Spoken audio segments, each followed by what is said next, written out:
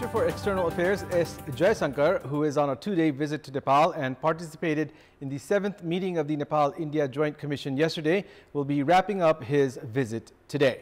Nepal and India dwelt into a comprehensive review of the status of bilateral ties and discussed a wide range of issues of mutual concern during yesterday's Joint Commission meeting, and also inked 4 agreements, including a long-term power trade deal with a goal of exporting 10,000 megawatts of electricity to India within the next 10 years.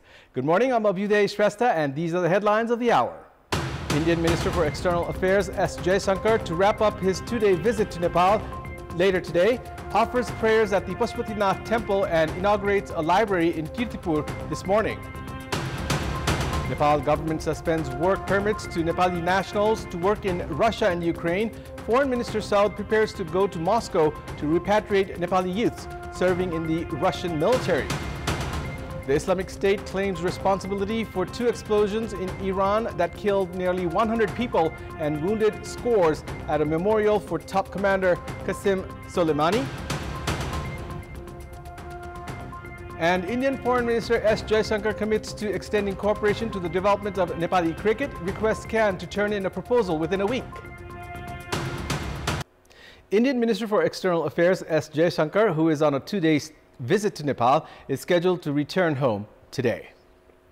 Before wrapping up his visit to Nepal today, Indian Minister J Shankar offered prayers at the Pashupatinath temple earlier this morning. During his visit to the temple, he also planted a Rudraksha tree at the temple premises. After that, Indian Minister J Shankar reached Kantipur to inaugurate a library. Indian Minister for External Affairs J Shankar is scheduled to depart for New Delhi at around noon today, wrapping up his 2-day visit to Nepal. J Shankar had arrived in Kathmandu yesterday to participate in the Nepal-India Joint Commission meeting. Nepal and India locked a long-term agreement for power trade yesterday as energy secretaries from both the sides signed the agreement at the Ministry of Energy, Water Resources and Irrigation.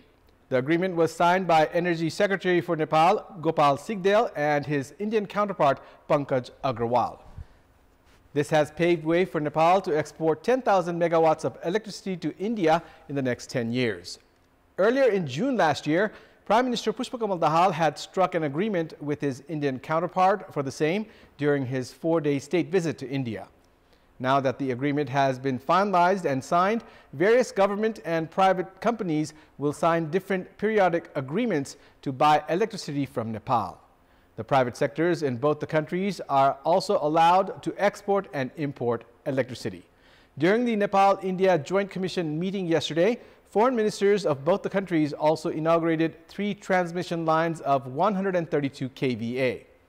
The Nepal government has prepared an energy strategy with the aim of producing 28,000 megawatts of electricity in the next 12 years.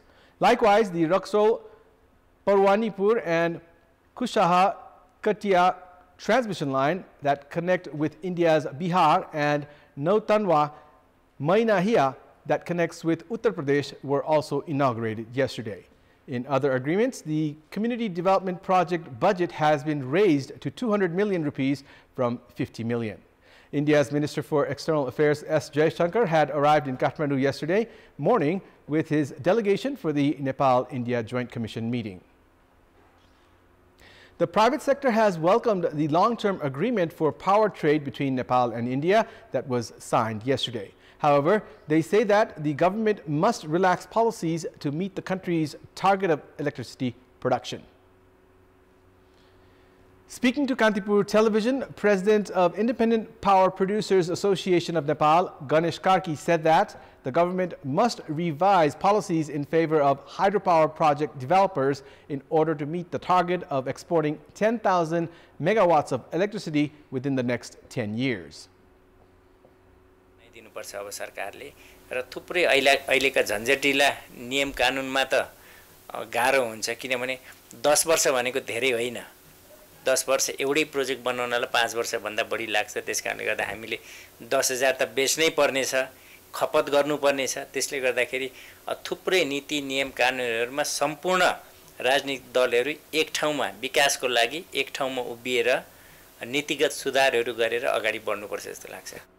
Likewise, former board member of the Nepal Electricity Authority as well as energy expert Krishna Prasad Dulal stressed on the need to guarantee the market for electricity generated with investment from neighboring India and other countries.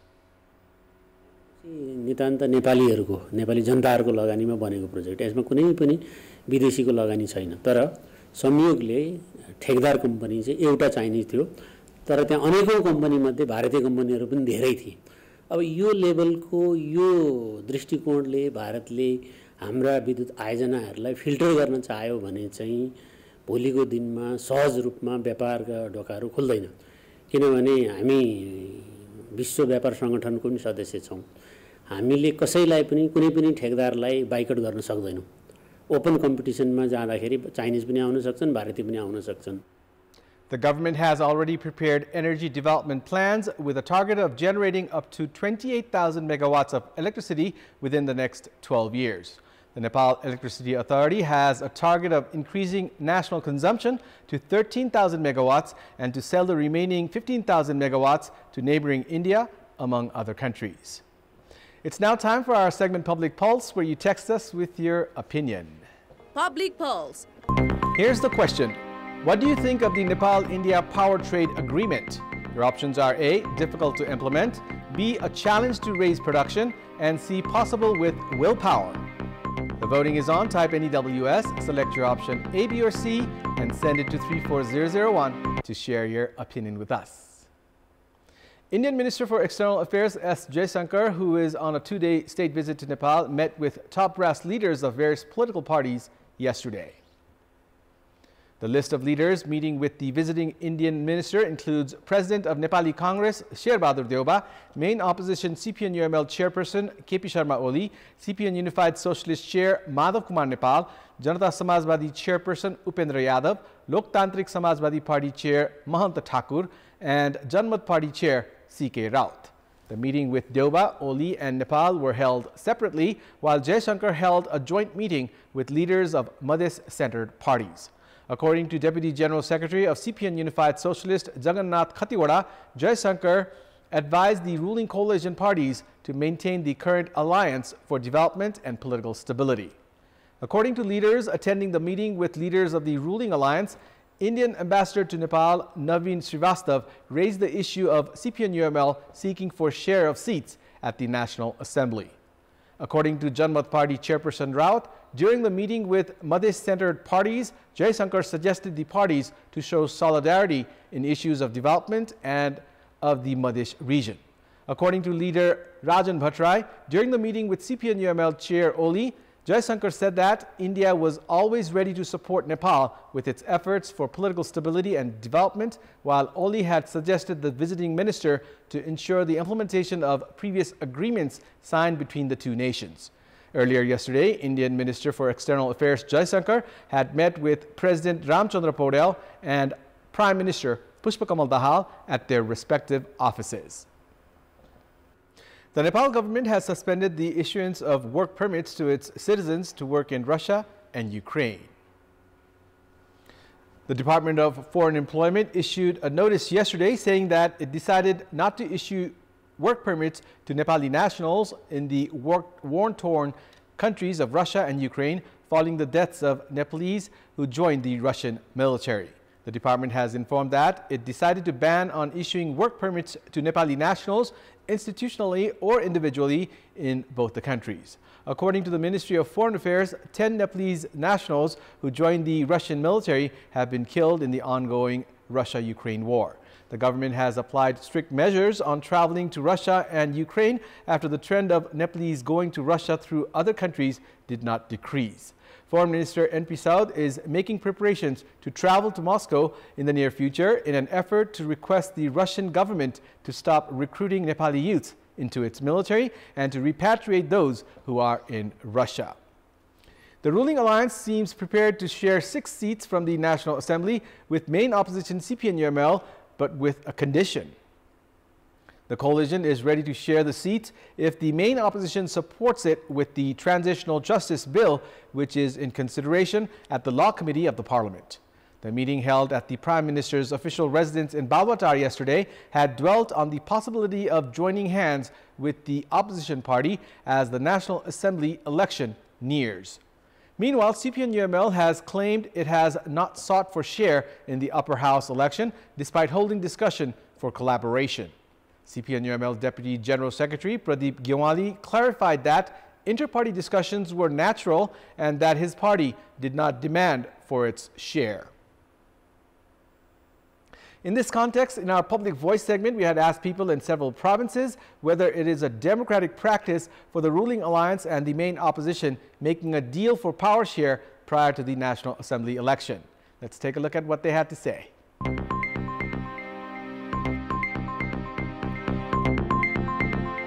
लोकतन्त्रलाई गिज्याउने काम गरिएको छ एउटा व्यक्तिवादी सिद्धान्त र टिके प्रवृत्तिमा अडिग रहेर काम गरिएको छ राष्ट्रिय सभाको निर्वाचन अगाडि नै जुन भागभण्डाको कुराहरू आइरहेको छ यो एकदमै अलोकतान्त्रिक गतिविधि भइरहेको छ लोकतान्त्रिक विधि प्रयोग गर्नुपर्ने ठाउँमा सबैजना दलहरू चाहिँ आफ्नो चाहिँ यति भाग भनेर भागभण्डा लगाएको चाहिँ एकदमै यो दुःखद कुरो हो यसरी भागभण्डा हुने हो भने त निर्वाचन गर्नुको के अर्थ र निर्वाचनमा कुनै अर्थ पनि रहँदैन सरकारलाई हामीले चलाउनको लागि त सबैको सहकार्य र सबैको मेलोमटोमा गर्दाखेरि नै अब राम्रो हुन्छ भन्ने लाग्छ मलाई प्रतिपक्ष बिनाको चाहिँ पार्टी कायम गरेर चाहिँ सबैले भागभण्डा लिएर कुनै चाहिँ पद चाहिँ पाउने कुरा चाहिँ लोकतन्त्र चाहिँ विरोधी चाहिँ कार्य हो चुनावमै चाहिँ भागभण्डा गरेर जाने चाहिँ यो शैली हुन सकेन सत्ता गठबन्धन छ त्यसमा चाहिँ कुनै पनि सिट माग्नु हामीलाई पनि दिनु भनेर गएको अवस्था हो भने त्यो लोकतान्त्रिक पद्धति पनि भएन गठबन्धन गर्नु चाहिँ यो नराम्रो हो यो त्यति लोकतान्त्रिक होइन शर्त राखेर एक आपसमा भागभण्डा गरेर पद बाँड्नु भनेको चाहिँ लोकतन्त्रको उपहास गर्नु यो खाली दलहरुको गर्नलाई भागभण्डा मिलाउनलाई मात्रै यो स्वार्थको खेल हो लोकतान्त्रिक पद्धतिमा यस्तो भागभण्डा हुनु हुँदैन यो चाहिँ एकदम गलत छ यो चाहिँ निर्वाचित प्रक्रियाबाट छनौट हुनुपर्छ सम्पूर्ण सत्ताधारी नेताहरूले चाहिँ भागभण्डा गरेर खाने कदापि उचित हुँदैन तमाम नेपाली जनताले पनि यो मान्ने हुने खालको चाहिँ मलाई चाहिँ लाग्दैन राष्ट्रिय सभा निर्वाचनमा पनि साँठगाँठ गर्ने स्थानीय तहको निर्वाचनमा साँठगाँठ गर्ने कहीं न कहीं यो एउटा घृणित राजनीतिको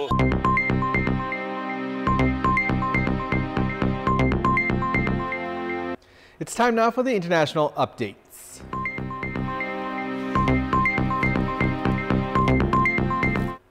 The Islamic State claimed responsibility yesterday for the 2 explosions in Iran that killed nearly 100 people and wounded scores at a memorial for top commander Qasem Soleimani. In a statement posted on its affiliate Telegram channels, the militant Sunni Muslim group said 2 IS members had detonated explosive belts in the crowd that had gathered at the cemetery in the southeastern Iranian city of Kerman on Wednesday. The memorial was marking the 4th anniversary of the death of Soleimani, who was assassinated in Iraq in 2020 by a U.S. drone. In Washington, White House spokesperson John Kirby told reporters the United States was in no position to doubt Islamic State's claim that it was responsible for Wednesday's attack. Tehran has vowed revenge for the bloodiest such attack since the 1979 Islamic Revolution. The twin blasts also wounded 284 people, including children. Iranian authorities have called for mass protests today when the funerals of the victims of the twin blasts will be held. Iran's powerful Revolutionary Guard Corps described the attacks as a cowardly act aimed at creating insecurity and seeking revenge against the nation's deep love and devotion to the Islamic Republic. Iranian President Ibrahim Raisi has condemned what he called Wednesday's heinous and inhumane crime. Iran's top authority, Supreme Leader Ayatollah Khomeini, vowed revenge for the bombings. The United Nations Security Council, in a statement, condemned what it called Wednesday's cowardly terrorist attack and sent its condolences to the victims' families and the Iranian government. Russian President Vladimir Putin has signed a decree offering citizenship to foreign fighters joining Russia in Ukraine. Russia is increasingly reliant on foreign supplies of both manpower and material to continue its war in Ukraine after 2 years of heavy losses. The Kremlin has issued a new decree saying that foreigners who sign contracts to serve in or alongside the Russian army will have the right to apply for Russian citizenship. Russian state media outlet TASS reports that both fighters themselves and their relatives are covered by the decree, which was cleared by President Putin and published yesterday. Having lost an estimated 300,000 odd troops in Ukraine in less than 2 years, the Russian armed forces are increasingly turning to foreign joiners for reinforcements. The Kremlin is keen to avoid anything resembling countrywide conscription, as it maintains that the war is merely a special military operation and tries to mitigate any effects on everyday Russians' standard of living. However, while the Ukrainian counteroffensive this year essentially failed to change the calculus of the war, recent Ukrainian attacks on the Russian border region of Belgorod have raised the prospect that Russians might begin to feel blowback from what was originally intended to be a brief invasion but has turned into a 2-year conflict. Several people were wounded yesterday in a shooting at an Iowa high school on the first day of classes after the holiday break. Speaking at a news briefing, Dallas County Sheriff Adam Infante said the shooting at Perry High School took place just after 7:30 a.m. local time and resulted in multiple victims. He said the extent and exact number of injuries were still being determined. According to law enforcement officials, the shooter was dead. It was reported that the suspect died from a self-inflicted gunshot wound. During the briefing, Sheriff Infante did not confirm or deny that report. The sheriff did say that the shooter had been identified but offered no further information. Sports news. Office bearers of Cricket Association of Nepal CAN and players held a meeting with visiting Indian Minister for External Affairs J Shankar yesterday. CAN President Chatur Bahadur Chand informed that during the discussion, Indian Minister J Shankar committed of extending cooperation to the development of Nepali cricket.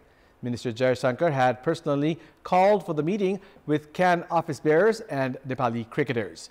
During the 25-minute meeting, J Shankar showed more interest towards the T20 World Cup and committed India will help Nepal towards the shorter format. According to CAN President Chand, Nepal requested J Shankar to create an environment for Nepali cricketers to play in India. He said he requested the Indian minister to make arrangements so that the players can play a T20 international series with the senior Indian team before the upcoming T20 World Cup in South Africa. CAN has also proposed for regular practice matches against Indian state teams, as well as 2 ODIs and 3-match ODI series against the Indian A team. CAN has also requested for investment in infrastructure development, construction of cricket stadiums, among others. Minister J Shankar urged CAN to turn in a project proposal within a week. CAN President Chand said that the Indian minister committed of implementing the projects through fast track. J Shankar also said that he was regularly following the improvement of Nepali cricket. Nepal has announced its squad for the Under-19 World Cup. Coach Jagat Tamata has made public the 15-member team under the captaincy of Dev Khanal. The Under-19 World Cup will be held in South Africa from 19th of January till 11th of February. Fast bowler Hemanta Dhami did not make the team due to injury, and he has been replaced by Durgesh Gupta. Other players in the team include Deepak Bohra, Arjun Kumar, Akash Tripathi, Deepak Dumre, Gulshan Jha, and Dipesh Kadel. Likewise, Vishal Bikram Kesi, Subhas Bhandari, Uttar Rangu Thapa Magar, Bipin Rawal, Tilak Raj Bhandari, and Akash Chand have also been included in the team. Nepal are playing in the Under-19 World Cup after 8 years. Team Nepal are departing for South Africa today to participate in the Under-19 World Cup. Prior to the start of the World Cup, Nepal are scheduled to play warm-up matches against Scotland this Monday and against Namibia this Thursday. Nepal are in group in the Under-19 World Cup that starts from 19th of January. Nepal will face Pakistan, Afghanistan, and New Zealand in the group stage matches. Nepal will start off this year's Under-19 World Cup campaign with a match against New Zealand on 21st of January. That's all for the moment. Our next English bulletin will air at 6 this evening. Thank you for watching. Have a good day.